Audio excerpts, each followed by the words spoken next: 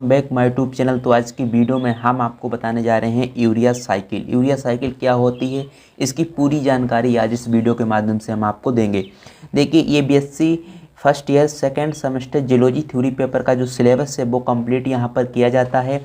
यदि आप play list में जाकर देखना चाहेंगे तो आपको सारी वीडियोज़ मिल जाएंगी, बिल्कुल सीरियल वाइज अपलोड की गई हैं।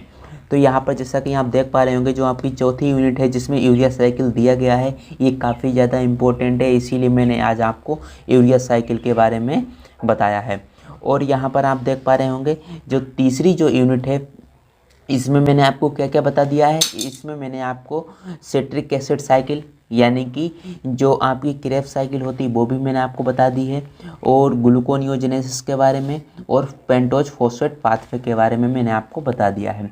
और यहाँ पर 2-3 टॉपिक बचे हुए हैं जो कि इतना ज़्यादा इम्पोर्टेंट है नहीं, इसीलिए मैंने नहीं बताए हैं, लेकिन मैं बाद में इसको इंक्लूड कर दूँगा। ओके। और जो चौथी यूनिट है, चौथी यूनिट में आपने देखा है कि catabolism of amino acid, transamination, deamination, इसके बारे में मैंने आपको नहीं बताया है, लेकिन मैं आपको यूरिया साइकिल के बारे में बताऊंगा। ये इम्पोर्टेंट है, पहले आप इम्पोर्टेंट जो पॉइंट हैं उनके बारे में अच्छी तरह से पता होना चाहिए। और यहाँ पर आपको मैं ऑक्सीडेटिव फॉस्फोराइलेशन के बारे में बता दूंगा। फिर बाद में हम, यदि पूरा सिलेबस कंप्लीट हो जाएगा तो मैं आपको यहाँ पर बचे हुए जो टॉपिक हैं उनके बारे में बता दूंगा। ओके, इतना आपको क्लियर है। चलिए तो समझते हैं कि यूरिया साइकिल क्या होता है। देखिए, तो यूरिया साइकिल को समझने से पहले मैं आपको बता देना चाहता हूँ इसके अलग अलग नाम।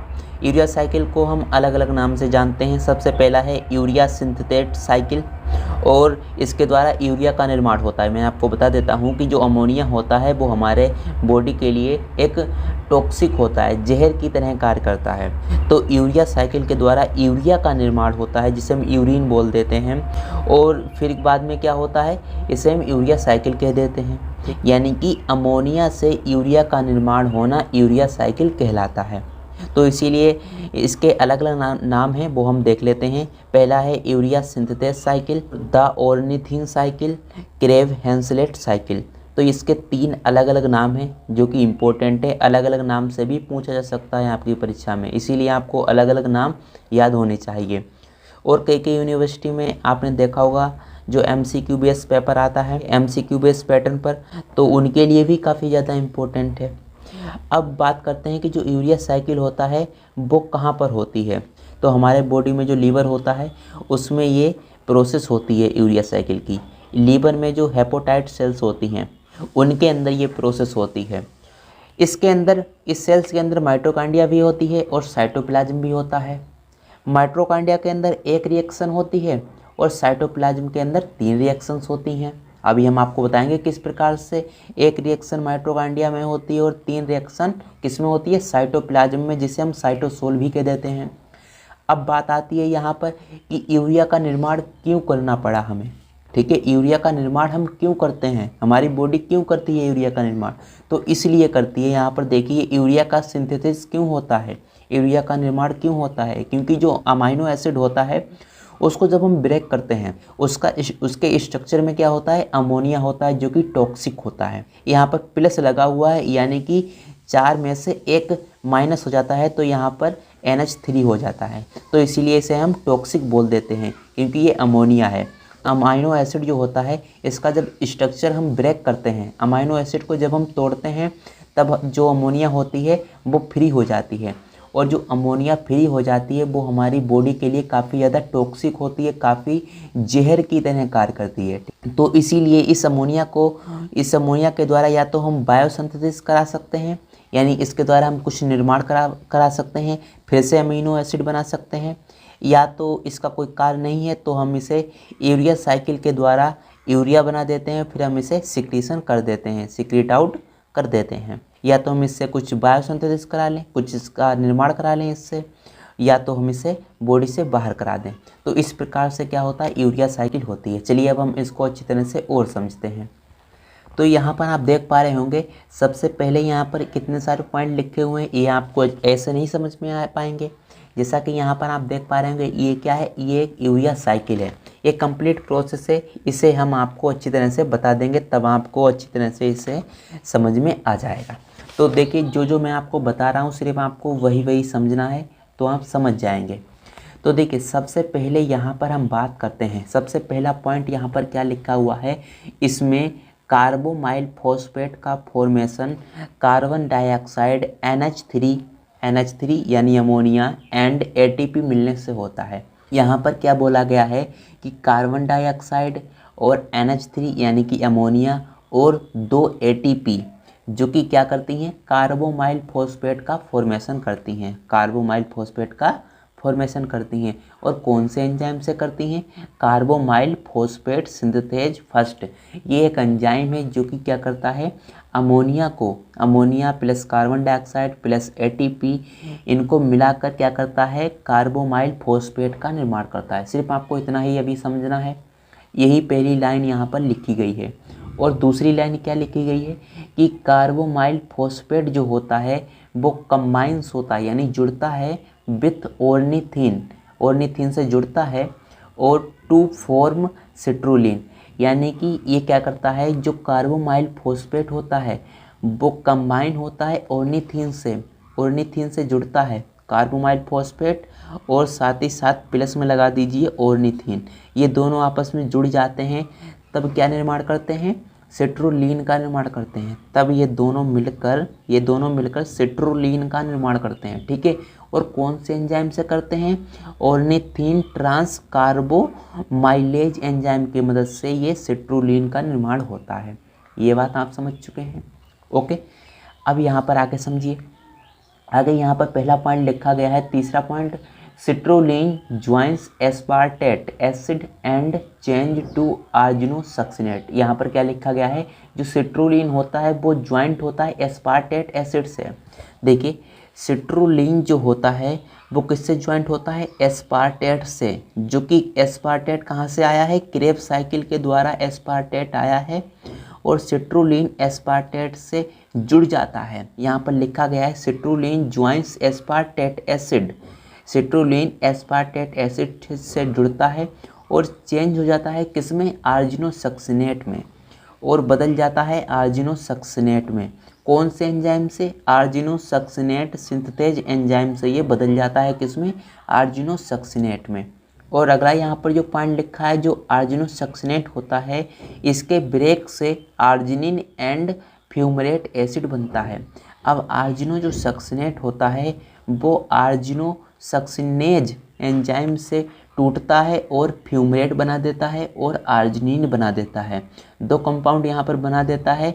और जो फ्यूमरेट होता है वो तो चला जाता है क्रेब्स साइकिल के अंदर, क्रेब्स साइकिल की प्रोसेस कराने चला जाता है कौन, फ्यूमरेट, ओके। जब आर्जिनिन बन जाता है तो क्या होता है, देखिए आर्जिनिन जब बन जाता है इसके ब्रेक होने से यूरिया एंड ऑर्निथीन बन जाता है। जब आर्जिनिन ब्रेक होता है तो क्या बनता है, यूरिया बन जाता है और ऑर्निथीन बन जाता है। देखिए यहाँ पर जब आर्जिनिन है, अब आर्जिनिन को ब्रेक किया जाता है किसके द्वारा, आर्जिनेज एंजाइम के द्वारा, ठीक है। तब ये बदल जाता है ऑर्निथीन में और यूरिया में। आर्जिनिन को जब हम ब्रेक करते हैं आर्जिनेज एंजाइम के द्वारा तब ये बदल जाता है आर्जिनिन ऑर्निथीन में और यूरिया के अंदर। जब हम इसमें वाटर को डालते हैं तब यहाँ पर से यूरिया निकलती है, यूरिया हमारे ब्लड में चली जाती है, ब्लड से फिर बाद में किडनी में चली जाती है। किडनी क्या करता है, इसको फिल्टर करता है और हमारी बॉडी से यूरिया को बाहर कर देता है।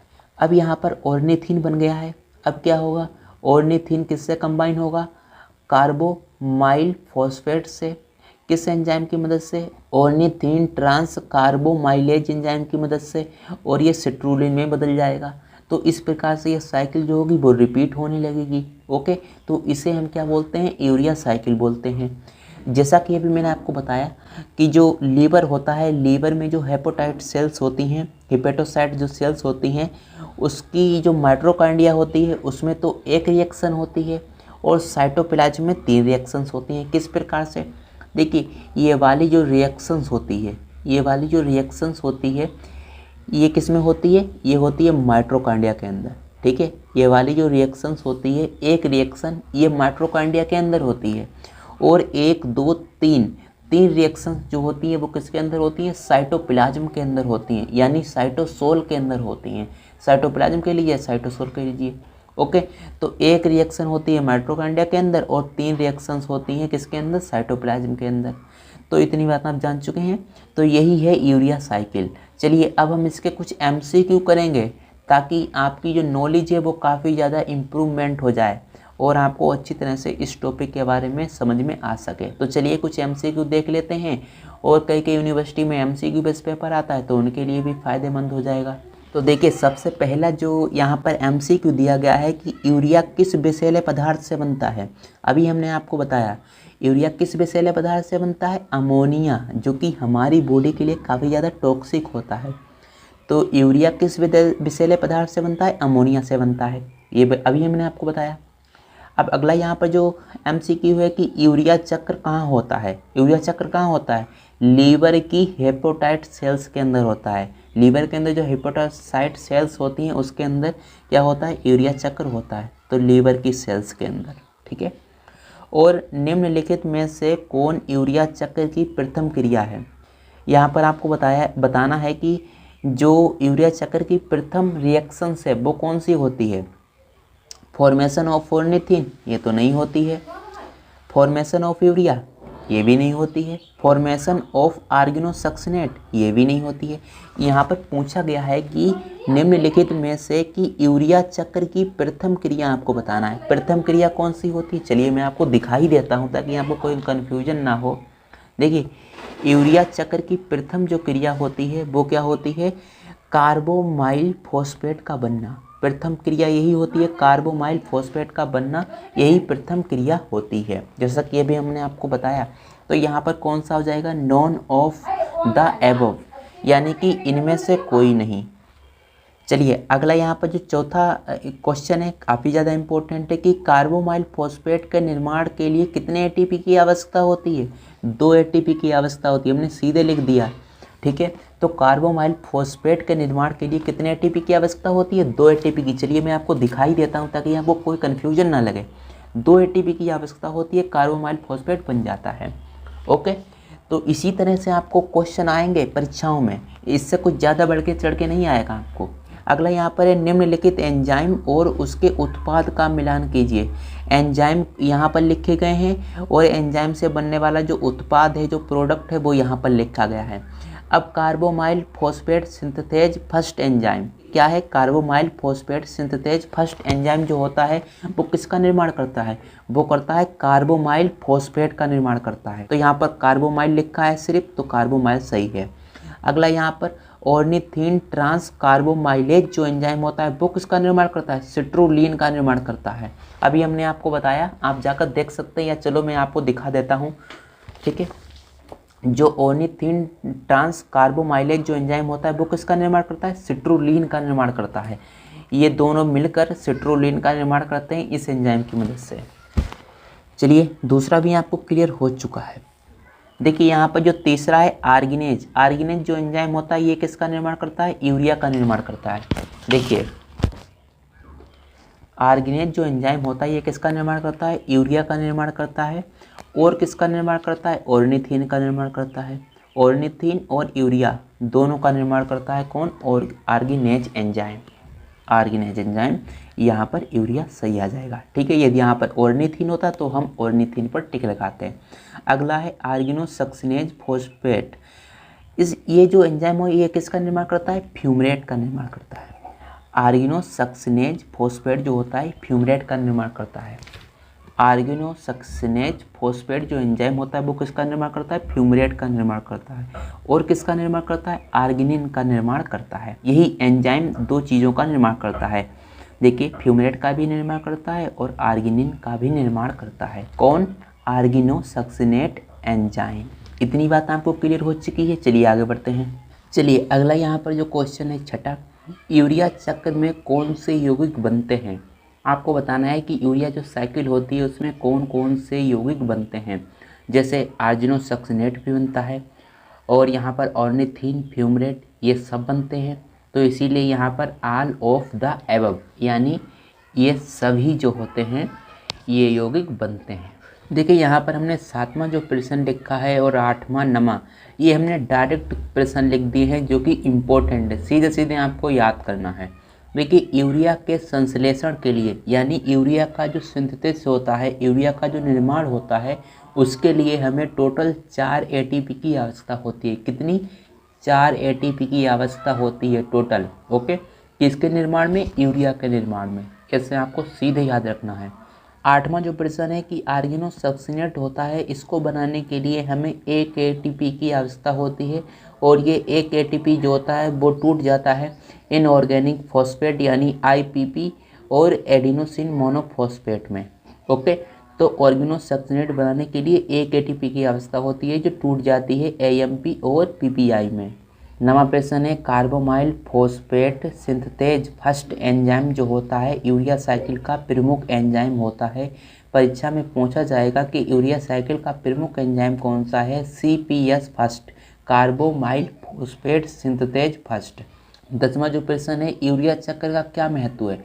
यूरिया चक्र का जो पहला महत्व है रेगुलेट ब्लड pH, जो ब्लड का pH होता है उसको नियत किया जाता है, उसको नियमित किया जाता है ताकि ब्लड का जो pH होता है ना तो ज़्यादा हो सके ना तो कम हो सके, उसको नियमित किया जाता है। किसके द्वारा? यूरिया चक्र के द्वारा।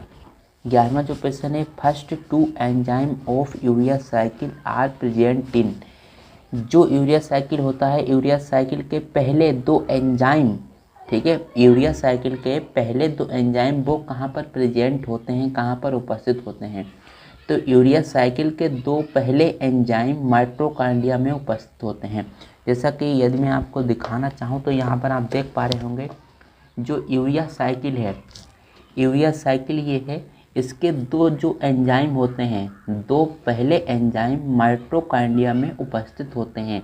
एक तो होता है कार्बोमाइल फॉस्फेट सिंथेज फर्स्ट और एक होता है ऑर्निथिन ट्रांस कार्बोमाइलेज। ये 2 एंजाइम जो होते हैं यूरिया साइकिल के पहले 2 एंजाइम होते हैं जो कि माइटोकॉन्ड्रिया के अंदर उपस्थित होते हैं। तो ये हमारा 11वां जो प्रश्न था वो इम्पोर्टेंट था, इसे आप याद कर लीजिएगा। तो यहाँ पर जो 11वां प्रश्न थे, 11 जो प्रश्न थे काफ़ी ज़्यादा इम्पोर्टेंट थे। ओके, चलिए अब यहाँ पर हम बात करते हैं स्क्रीनशॉट के बारे में। आपको कहाँ कहाँ स्क्रीनशॉट लेना है? चलिए इसका आपको स्क्रीनशॉट ले लेना है,